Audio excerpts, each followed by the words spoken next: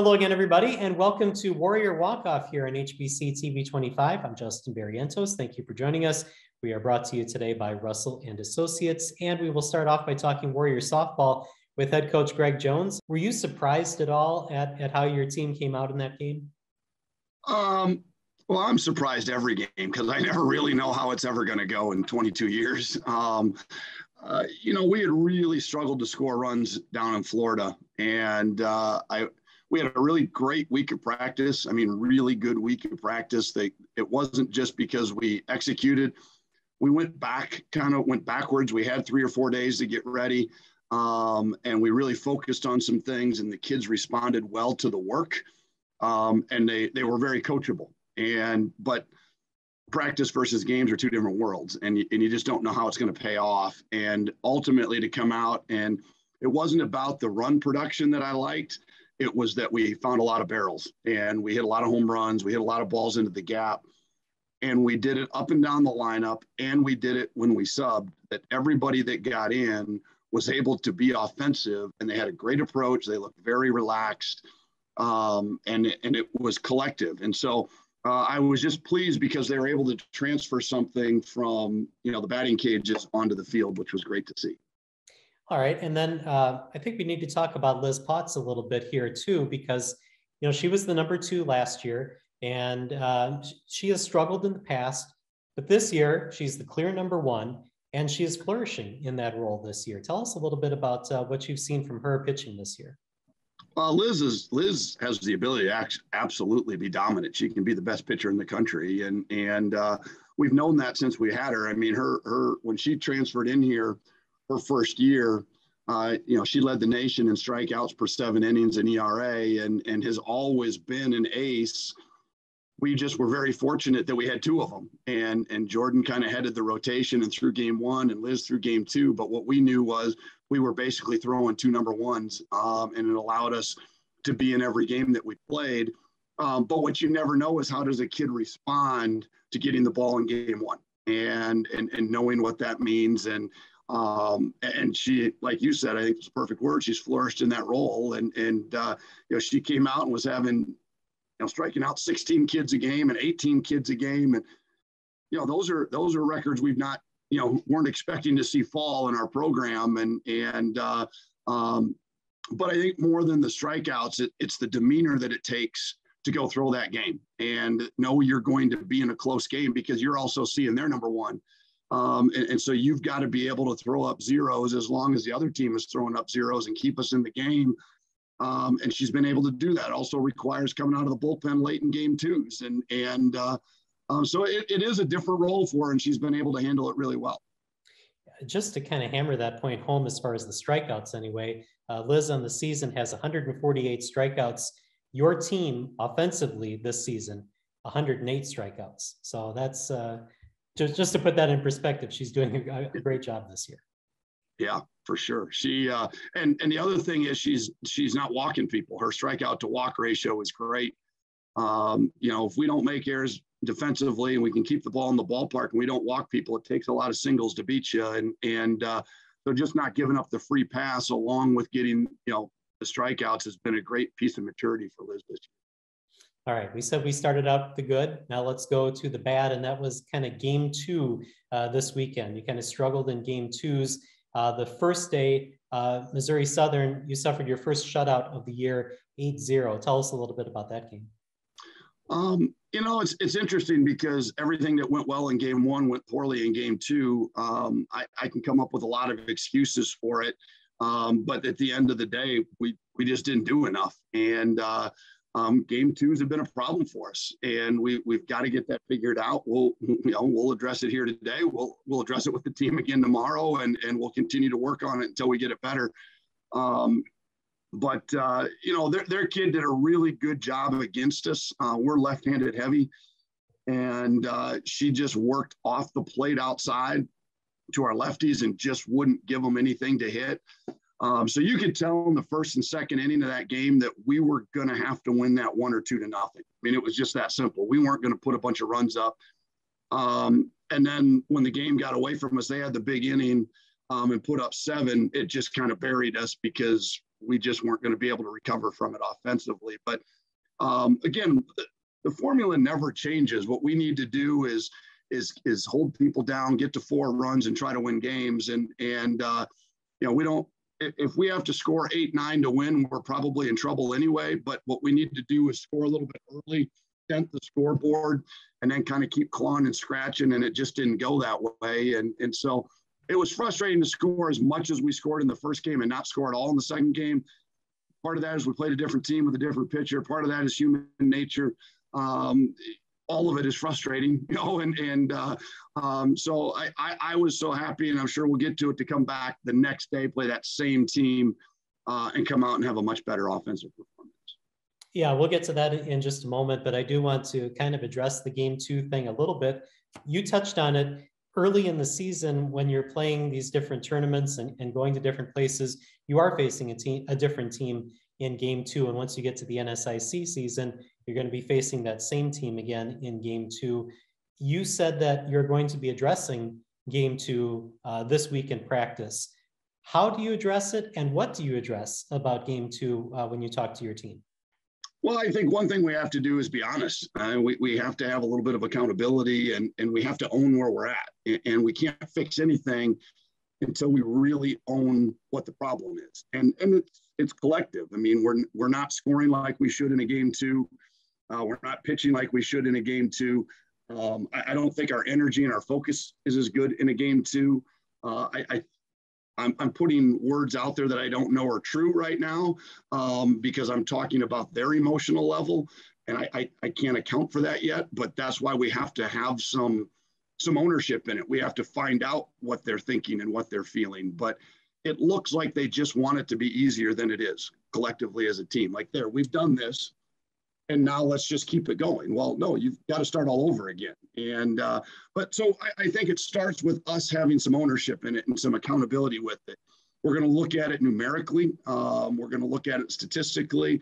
We're going to cover it from every angle as a coaching staff and as a club, so that we can kind of see what it is, make some observations, own it, be honest, be accountable with it, and then go about methodically trying to grow from it. It's not going to get fixed instantaneously. It will change a little bit by it being double headers. I think that helps. Your scouting reports don't change then. You're not taking on a completely different team with a completely different opponent. People have pitched us backwards at times where they don't want to have their number 1 face Liz. And so we see a lot of 1s in Game 2. So the matchups go against us a little bit, but that's the nature. We got to be tougher than that. We've got to still be able to overcome it. So I think today is a great day for our coaching staff to get kind of into the research and the statistical side of it, to see if there's some things we can discover that we can fix on that end of it, on a matchup side and things like that maybe we're missing. And then the mental and physical side, we just got to get better as a team, and we'll address that too. Okay. As you alluded to, Missouri Southern and Northwest Missouri State, you faced them on the second day, flip-flopped, and that's kind of the way that the games went. You beat Missouri Southern 7-1, and you lost to Northwest Missouri State in a really a heartbreaker, 8-7 extra innings. Let's start with the good and the Missouri Southern. You were able to turn that around from what you had in day 1. What was the difference in day 2? Yeah, it goes back to we played Game 1 like we're supposed to play the game. In Game 2, the day before, we were just there playing. And where day 2, we came out with a different mindset, a different focus, a different energy. We played with some juice. We scored right away in the first inning. They came back. Then we scored a couple runs early. They came right back with the same kid that had shut us out then the next day. We ended up knocking her out of the game. We didn't play a good game. We played a great game. I thought we played exactly how we needed to play in order to be successful in that game, and we did it. We executed it. And again, it goes back to as a coach, you get pretty frustrated because you know what they need to do, and you watch them do it. And then the very next game, we don't do it. And it's such an easy measuring stick to say, look, this is what we do when we play well. This is what it looks like, feels like, and sounds like. And this is what it looks like, feels like when we're not doing enough. and you just keep trying to push the middle a little bit and that type of thing. And game 2 was a heartbreaker. It was a heartbreaker in a lot of ways. We scored 4. When we get to 4, we're supposed to win. We scored 4 in the first inning. But I think we took that for granted. I think we scored those 4 after scoring 23 against them the day before. And I think we had one foot on the bus already. And they came back. They put up some numbers. They competed with us. Then we rallied and came back, which I thought was a huge sign of maturity for this group. And then one of our bugaboos all year has been 2 outs. We have been known forever that we get off the field with 2 outs. I believe in all of my heart and soul that the game is won or lost with what happens after 2 outs. Offensively, can you extend an inning with 2 outs? Defensively, can you shut an inning down with 2 outs? All year, we've struggled defensively when we get to 2 outs. And that's what happened late in the game. We had 2 outs and nobody on base and a 1-run lead in the bottom of the 7th, and we gave up a solo home run. In the 8th inning, we had 1st and 3rd with 1 out and we couldn't score. And then with 2 outs and nobody on base, we gave up double base hit and lost. And so, again, I feel those are correctable things, but we've got to own it. And, we're still not in a bad place. We're able to learn lessons in victory and learn lessons in defeat, but it's not like we're trending the wrong way. It's not like we're 8-14, we're 14-8, so we still see some really good things. We've just kind of got to polish up and sharpen the edges on some of the things that aren't going as well. But it's a good position to be in as long as we can grow. All right. And I agree with everything that you just said there. And I guess I kind of need to apologize a little bit because I kind of talk to you and ask you these questions as if you have a losing record, and you don't. It's just not, you don't have as dominant a record as right. we've talked about in the past. But all of that is done. The NSIC season starts next Tuesday, the 29th, against Upper Iowa. What do you do between now and then, besides addressing game 2, to get ready for not only Upper Iowa, but the conference season? Yeah, I mean, it's the good part about it is it hasn't been as bright and shiny as we're used to, but the whole league is that way. And nobody in the league is running away with anything. Obviously, conference standings haven't started yet, but just looking at the 16 teams in the league, it's wide open right now. Everybody's got losses. And so now to start 0-0, we really kind of get a clean break. And so in the week that we have to get ready, we have to do 2 things. One, we have to have some accountability of where we are, so we know what it is that we're trying to do and fix and get better at. And then we also have to make sure we're staying good at what we do well. We have to stay true to what has helped us be successful, not only in the past, but this year. And then we've got to clean some things up. The hard part for me, the challenge for me is personally, is that I don't want them to get into practice mode either. We have five practices to get ready, but I want them to stay sharp and in game mode without just falling back into repetition and practice mode and those types of things. The challenge with that is that it's also not supposed to be great weather, where I would like to do a lot of scrimmage and situational stuff and things to stay sharp, where we might be back in a gym for a couple of days because of the weather. So we'll do the best we can. We'll challenge them. We'll be competitive. We'll get after them. We'll push and prepare. But I think the mental side of it, that we get a reboot and a fresh start at 0-0, I think will help us as much as anything. All right. Well, I appreciate the time and the insight for this week, and I hope you have a good week in practice. I appreciate it. Thanks so much, Justin. All right. Thank you. And we're going to take a break here on Warrior Walk-Off. When we come back, we'll talk Warrior baseball with head coach Kyle Pope. That's right after this.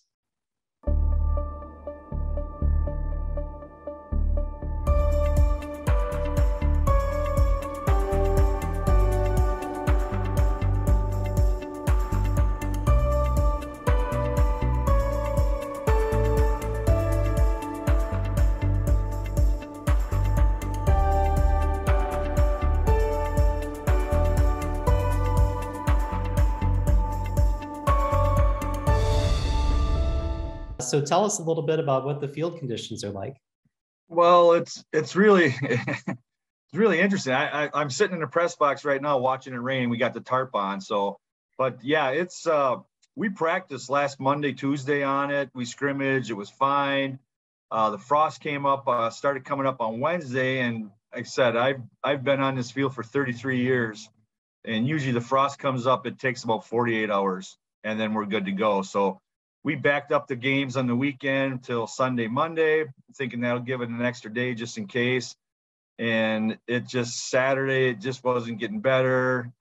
We worked on it. I got to give a big shout out to Eric Show and Cam Keller and Coach Jones and Coach Tischer and Melanie, assistant administrator. They were out on the field yesterday with us helping. The day before, Jaron DeFries, our athletic trainer, some of the students. I sat down, I figured we probably put close to 50 to 60 man hours on that between all the help we got to try to get it ready between Sunday and then yesterday, especially.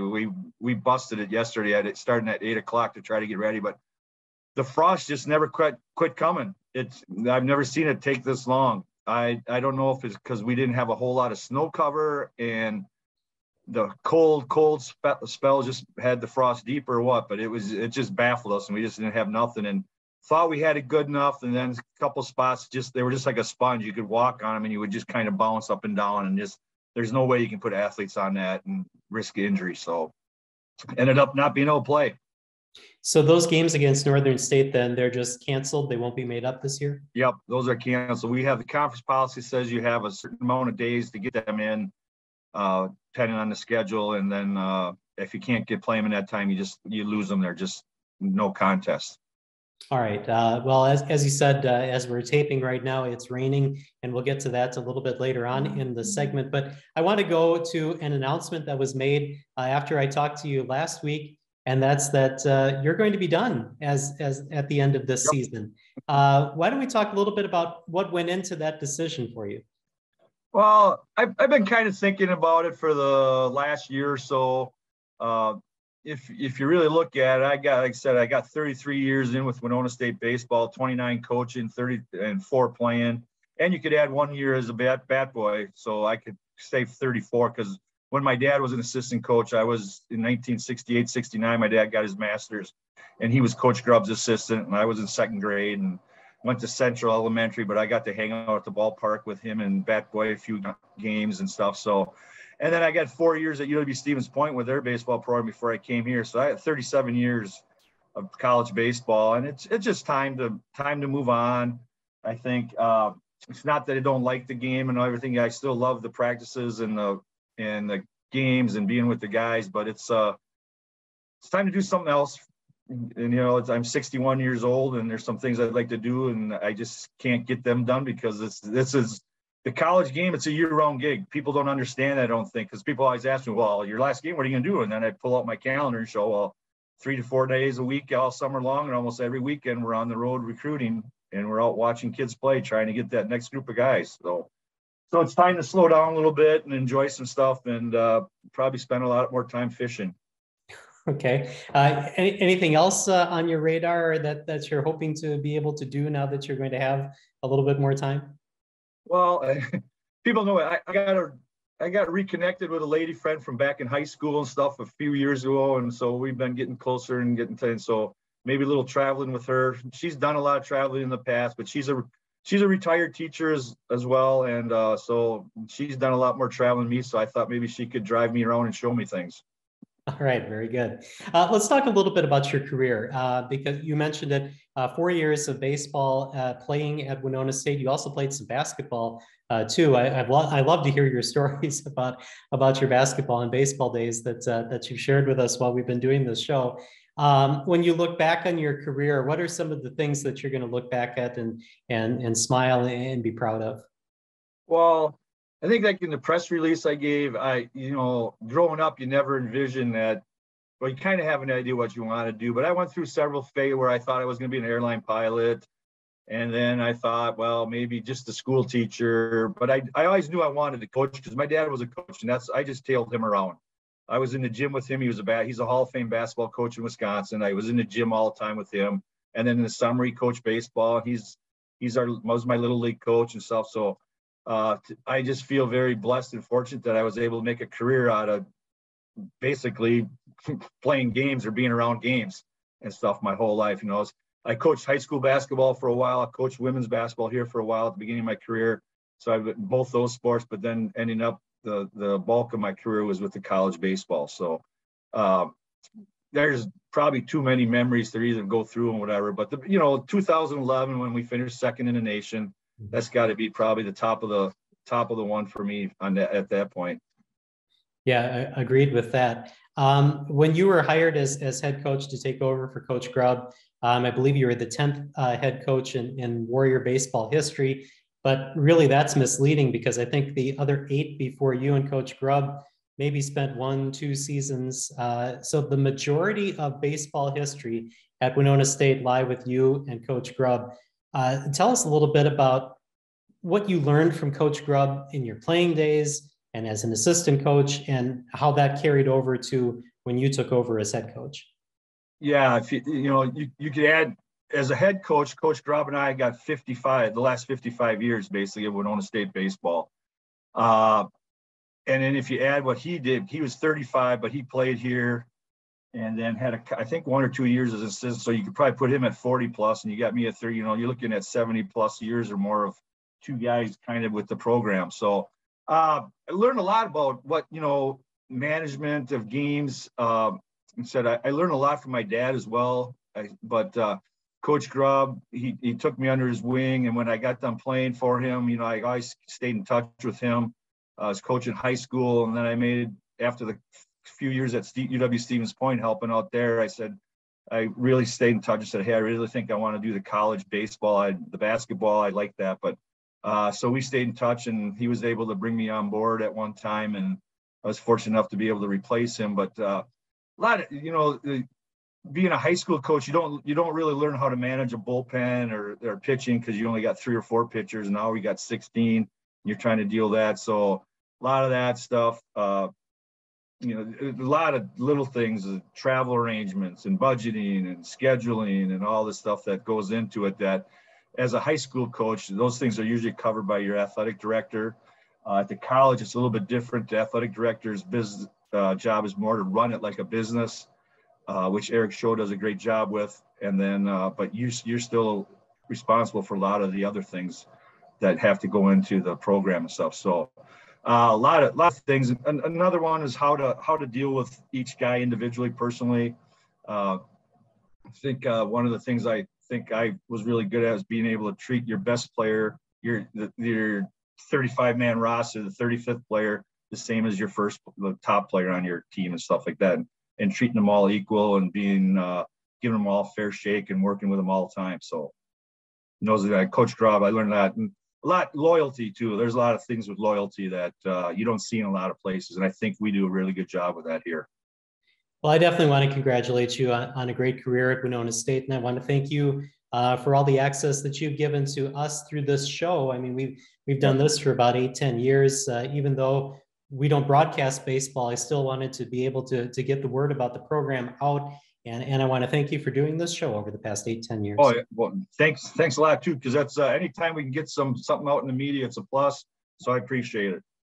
All right, let's talk then about what's coming up the rest of this week. I think you're supposed to play on Thursday, Wednesday, Thursday. As we said, the rain is happening right now. The field already wasn't ready. What are your thoughts on what's going to happen with the games that are scheduled for the rest of this week? Well, hopefully we're going to be able to play on the weekend. It's alumni weekend. We got some of the championship teams are coming back to honor them. The 61, 62, 72, and I believe 92 teams are going to try to recognize them. So hopefully we're going to be able to be on here. We've already made a decision that Thursday we're going to go to River Falls. They have a turf complex, all turf field there that we've been able to have access to. And so we'll be playing St. Cloud there on Thursday. We got the tarp on the field right now today.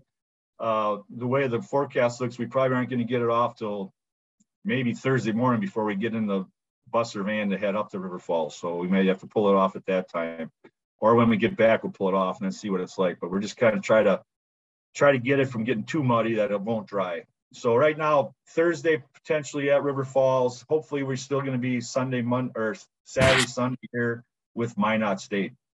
All right, and then the question that we always ask when games are canceled or delayed or that, I mean, how is your team handling all this? What is the look for your pitching staff? Maybe not being able to throw as much because of the weather. getting ready for a lot of games in a short amount of time?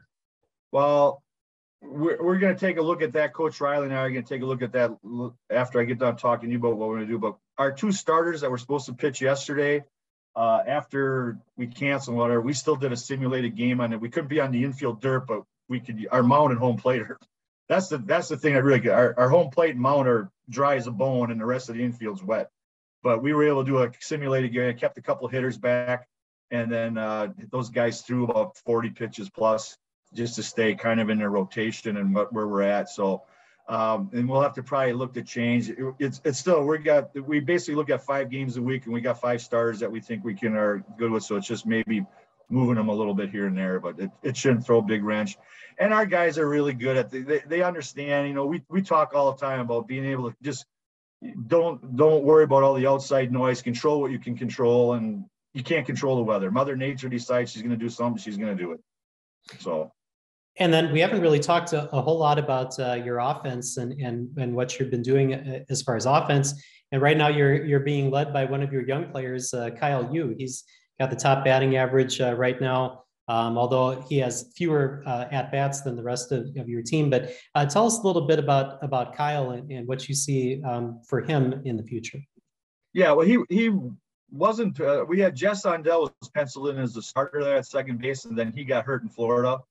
And then Kyle had to step in, and he was a guy that I knew would push Jess a little bit and give us versatility. He's very, very athletic, really athletic guy. You know, a high school shortstop that we changed to second base. But he's a really headsy ball player, knows what his job is. He's not very. If you come to our practice, you could probably spend the whole practice and not even know he's here.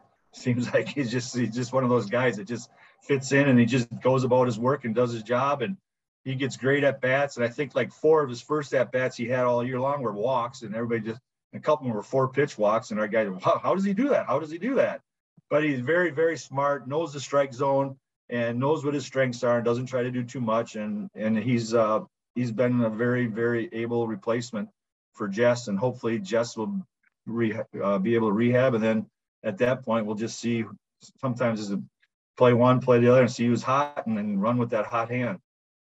And then the other 2 of your top hitters that are hitting over 270 this year are Nick Herbst and Cooper Kapanke. Tell us a little bit about them. Yeah, Nick is he's been a three-year guy for us. He's a guy that last year had a really slow start, but then picked it up at the end. And this year he started a little bit slow the first 2 weekends, and I had a little talk to him and he goes, well, coach, you know, I'm a notorious slow start. And I said, well, not anymore. You can't be that. You can't do that. You got to get it figured out. And he's done it, and he's swinging the bat well. Cooper Kapanke is a guy at first base that we were very fortunate to have Sam Conley there for 4 years. And so I never had to worry about it. So Cooper was a guy that when I recruited him, I knew he'd have a good chance to be a good hitter at our level. But he was just stuck behind Sam for basically a year and a half. But he's getting good at bats. He's learning. He has a tendency to get himself out a little bit sometimes because he gets too anxious, but he's figuring that out. And you know, he'll run into some balls and hit them a long way. If you remember way back in my early days as coach, I had a guy named Joe Cornetta from La Crosse who was 6'7", played first base and hit a lot of home runs, and he reminds me of him quite a bit. So kind of the same swing, but they're kind of the same. Sometimes they swing and miss a lot, but when they hit it, it goes a long ways.